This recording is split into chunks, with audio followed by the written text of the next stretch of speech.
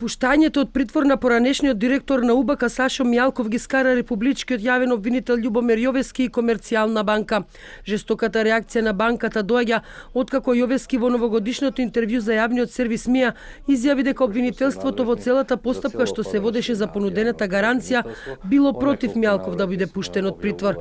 Една од причините, како што наведе тој, е податокот дека за дел од понудениот имот претходно е воспоставена хипотека токму во Комерцијална банка. Сметам дека Народна банка треба да испита дали со оваа согласност некој излегол вон рамките на своите службени овластувања или пак се доведени во прашање интересите на другите комитенти на банката. Од Комерцијална банка пак преку писмена реакција, меѓу другото тврдат дека воопшто не е точно дека обвинителството во целата постапка во врска со понудената гаранција била против, туку уште во мај 2021 година обвинителството се согласило да ја прифати гаранцијата. Апелацискиот суд, а не Комерцијална банка, донесе пресуда со која се укинува мерката притвор за Сашо Мјалков. Доколку обвинителството има проблем, може да преземе активности пред судските власти. Обвинителската постапка е тајна и јавниот обвинител не смее поименично да именува банката. Со тоа, самиот ги крши законите во овој случај.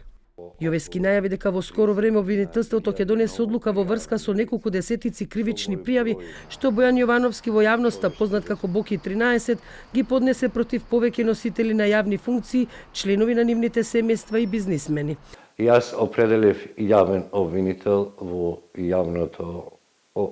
основното јавно обвинителство за гонење на организиран криминал, кој врз основа на дадена согласност од судијата на претходна постапка го посети во притвор со намера на записник да му земе наводи за кривична пријава.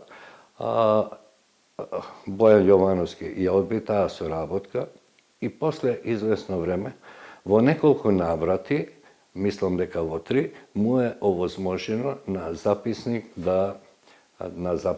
во основното јавно обвинителство Скопје да ги изложи да поднесе кривични пријави. Јовески не се согласува со мислењето на општата јавност дека обвинителството постапува селективно и дека подлегнува на политички влијанија. Доколку е така, тогаш веројатно обвинителството немаше да отвори предмети против носители на јавни функции, вели Јовески.